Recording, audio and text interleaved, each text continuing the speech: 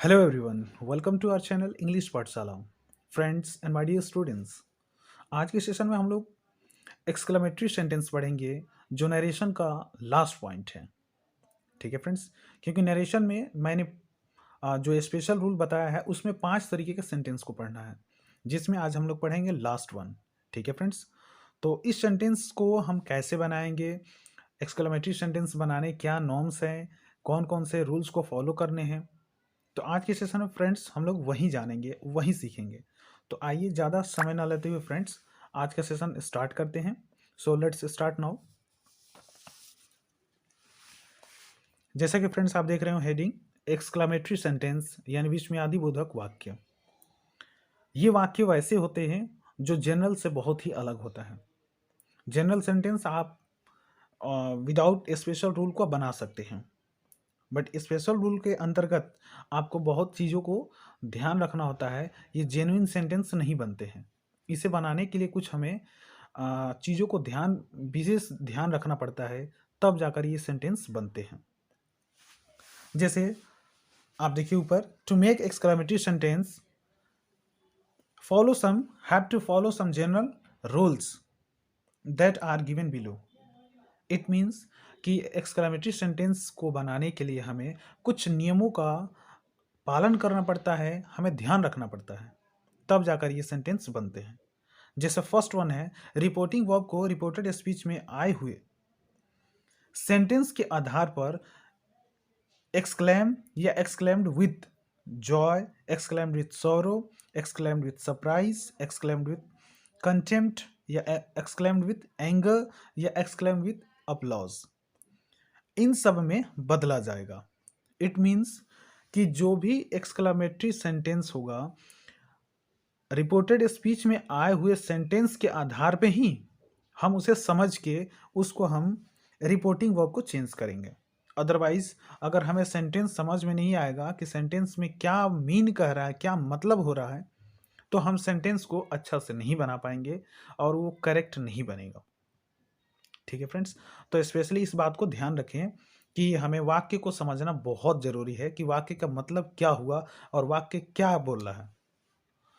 दूसरा फ्रेंड्स इसमें जो रूल होगा कि एक्सक्लेमेटरी सेंटेंस को असर्टिव सेंटेंस में बदल दिया जाता है। यानी पहले तो वो एक्सक्लेमेटरी सेंटेंस में रहेगा, उसके बाद हम जब डायरेक्ट से इनडायरेक्ट बनाएंगे तो उसे असर्टिव सेंटेंस में बदल देंगे। ठीक है फ्रेंड्स, थर्ड जो रूल होगा, दोनों वाक्यों को दैट के सहारे जोड़ दिया जाता है। इट मीन्स कि जहाँ कॉमा के बदले हम लोग दूसरे सेंटेंस में कभी टू, कभी दैट, कभी व्हाट, कभी इफ ऐसे शब्द लगाते थे, तो यहाँ पे सिर्फ हमें दैट लगाना है, इसमें दूसरी चीज़ को ध्यान नहीं देना। ठीक है फ्रेंड्स, इसमें कॉमा के बदले दैट यानी कंजंक्शन के रूप में जो काम करेगा वो होगा दैट। ठीक है फ्रेंड्स, नेक्स्ट पॉइंट जो होगा फोर्थ, नोट ऑफ एक्सक्लेमेशन को फुल स्टॉप में बदल दिया जाता है। यानी जो नोट ऑफ एक्सक्लेमेशन होगा, जो भी नोट ऑफ एक्सक्लेमेशन या साइन ऑफ एक्सक्लेमेशन, जो भी चिन्ह होगा उसको हम लोग फुल स्टॉप में बदल देंगे। यानी लास्ट में वाक्य के अंत में हम लोग फुल स्टॉप लगाएंगे। ठीक है friends, fifth one is very important. Fifth one जो पांचों पॉइंट है वो बहुत इंपॉर्टेंट है। कुछ ऐसे वाक्य होते हैं जिस इट मीन्स कि रिपोर्टेड स्पीच के कुछ ऐसे वाक्य होते हैं जिसमें आपको सब्जेक्ट नहीं होगा। तो उस कंडीशन में हमें क्या होता है, इनडायरेक्ट बनाते समय हम खुद से सेल्फ से हम लोग इट मान लेते हैं और इट मानकर उसके बाद हम जो आगे का प्रोसीजर होगा उसे फॉलो करते हैं। ठीक है फ्रेंड्स, ये चीज़ मैं बताऊंगा आपको एग्जाम्पल के थ्रू, तब जाकर आपको बेस्ट समझ में आएगा। तो आइए अब कुछ हम लोग एग्जाम्पल के थ्रू समझते हैं कि कैसे एक्सक्लेमेटरी सेंटेंस को बनाए जाते हैं और बनाने में क्या आपको दिक्कतें होती है। वो चीज़ें आप एक्सक्लेमेटरी सेंटेंस को देखने के बाद ही आपको समझ में आएगा। ठीक है फ्रेंड्स, तो आइए वन बाई वन करके देखते हैं हम लोग।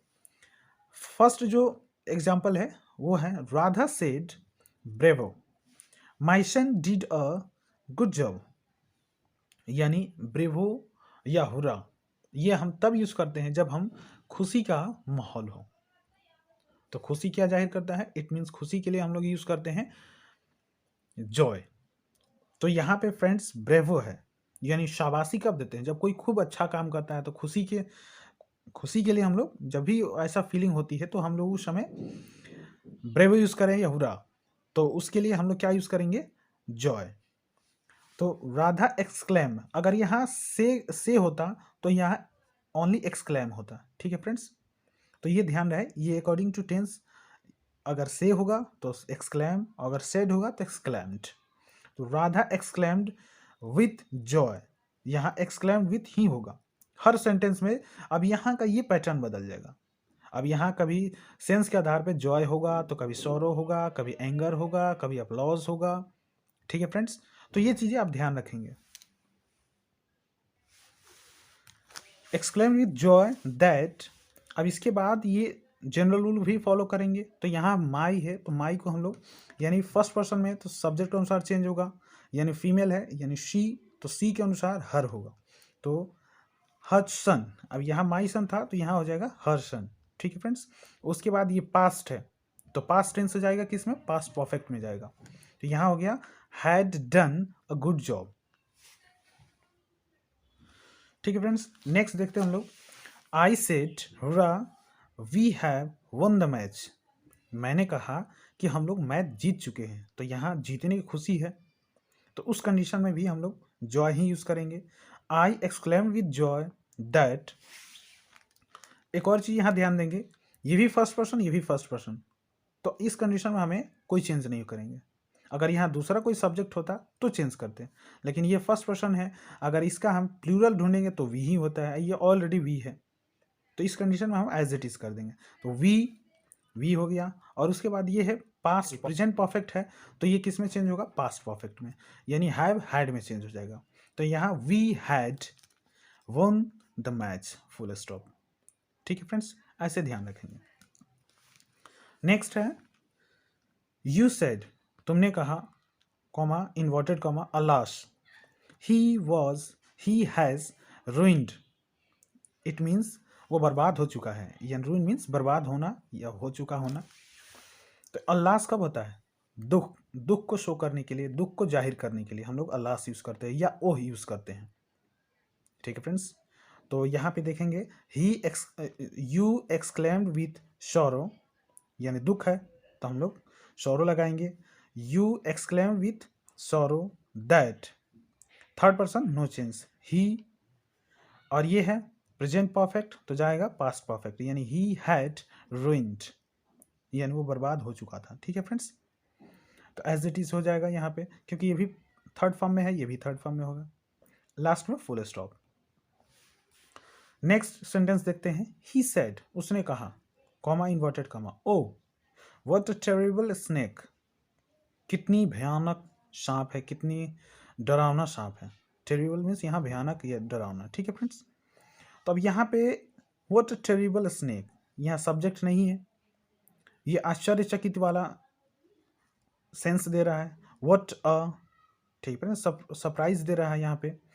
तो इस कंडीशन में हमें जब तक ये सेंस समझ में नहीं आएगा तब तक हम रिपोर्टिंग वर्ब को नहीं सही से लिख पाएंगे, इसलिए इस रिपोर्टेड स्पीच को समझना बहुत जरूरी होता है फ्रेंड्स। तो यहाँ देखिए, he exclaimed with surprise that, अब उसके बाद इसके बदले हम जब नहीं है, इसमें सब्जेक्ट नहीं है, तो सब्जेक्ट के लिए हमने ऊपर आपको नियम में बताया था फ्रेंड्स, 5th नंबर, कि जब सब्जेक्ट ना हो तो ईट माना जाता है, तो वहीं पे हम यहाँ पे ईट मानेंगे। देखिए ईट, और उसके बाद ये है पास्ट टेंस, तो इसके अनुसार क्या लगेगा, ईट वॉज। ठीक है फ्रेंड्स, और अ टेरिबल के बदले हम अ वेरी, यहाँ पे अ वेरी यूज करेंगे, टेरिबल एज इट इज रहेगा, उसके बदले हम अ वेरी लगा देंगे। इट मीन्स कि उसकी हम एक्सेसिव और दिखाएंगे, जितना था उससे ज़्यादा हमें और दिखाना है। तो यहाँ हो जाएगा it was a very terrible snake. ठीक है फ्रेंड्स, यहाँ हम ये चीज़ खुद से लगा लेंगे, इट वॉज अ वेरी, ये आगे के सेंटेंस में भी फ्रेंड्स मिलेगा, तो ये ध्यान रहे, इट वॉज अ वेरी ये हम खुद से लगाएंगे, बाकी जो भी रहेगा वो चीज़ हम एज इट इज कॉपी कर देंगे। नेक्स्ट देखते हैं हम लोग, सी सेड, उसने कहा, how mean a leader he is, कितना मीन मीन्स होता है घटिया। ठीक है फ्रेंड्स, तो यहाँ ये कंटेम्प्ट हो रहा है, ये कंटेम्प्ट का सेंस दे रहा है। तो यहाँ जो ये मीन का अर्थ है ना फ्रेंड्स, ये किसी चीज़ से हम घृणा कर रहे हैं, यानी ये जो सब्जेक्ट है वो घृणा का अर्थ दे रहा है कि यहाँ पे वो घृणा कर रहा है। ये जो वाक्य है ये घृणा का अर्थ दे रहा है, क्योंकि वो जो सब्जेक्ट है वो घृणा कर रहा है। वो लीडर जो है वो इतना मीन है, इतना नीच है, इसलिए उसे घृणा हो रही है, उसे आ, एक प्रकार का निंदा करना। ठीक है फ्रेंड्स,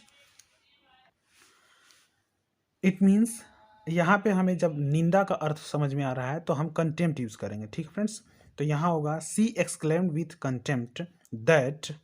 अब यहाँ पे जो ही इज है ना, ये इसका हम थर्ड पर्सन नो चेंज, तो ही क्या ही रखेंगे, उसके बाद इज जो है ये पास्ट में जाएगा, तो ही वॉज, उसके बाद अ वेरी, जैसा मैंने पहले सेंटेंस में बताया था अ वेरी लग जाएगा, तो he was a very, mean leader है तो मीन लीडर ही लग जाएगा। तो बनेगा sentence she exclaimed with contempt that he was a very mean leader, last में फुल स्टॉप। ठीक है friends, next and last, the police officer said comma inverted comma what violation of the law, यानी यहाँ पे law and order का जो violation हो रहा है इसके बारे में ये बता रहा है। तो यहाँ पे क्या सेंस समझ में आ रही है, यहाँ हमें सिर्फ वायलेशन तोड़ने का कि लोग कितने वायलेशन को तोड़ रहे हैं, कितने लोग उग्र हो रहे हैं, तो यहाँ उग्रता का दे रहा है, लेकिन हमें यहाँ पे उसका नहीं लिखना है। ठीक है फ्रेंड्स, यहाँ वैसा कोई चीज़ नहीं आ रहा, तो हम इसे कैसे बनाएंगे आइए देखते हैं हम लोग। The police officer exclaimed with, बस एज इट इज ही रख देंगे, सेड के बदले एक्सक्लेम्ड, दैट कॉमा के बदले दैट, और इसके बाद हम लोग अगर इसमें सब्जेक्ट नहीं तो ईट लगाएंगे, ईट, और पास्ट टेंस है तो वॉज, ईट वॉज अ, अब यहाँ वायलेशन है तो इसमें हम वेरी ना लगाकर ग्रेट लगाएंगे। ठीक है फ्रेंड्स, तो ग्रेट अच्छा होगा, यानी सुटेबल जो होगा great violation of the law, full stop. ठीक है फ्रेंड्स, तो ऐसे हम लोग एक्सक्लेमेटरी सेंटेंस को बनाएंगे। जो भी एक्सक्लेमेटरी सेंटेंस बनाना चाहते हैं, आपको सबसे पहले रिपोर्टेड स्पीच में आए हुए सेंटेंस का अर्थ समझना जरूरी है। अगर बिना समझे आप बनाएंगे तो फ्रेंड्स समझ में नहीं आएगा, आप गलती कर देंगे। ठीक है फ्रेंड्स, तो फ्रेंड्स आई होप कि आप ये चीज़ें अच्छा से समझ गए होंगे।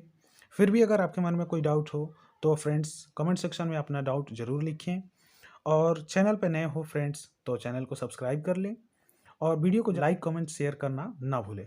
ठीक है फ्रेंड्स, तो आज के सेशन बस इतना ही फ्रेंड्स, मिलते हैं हम लोग नेक्स्ट सेशन में। Till then take care, bye bye.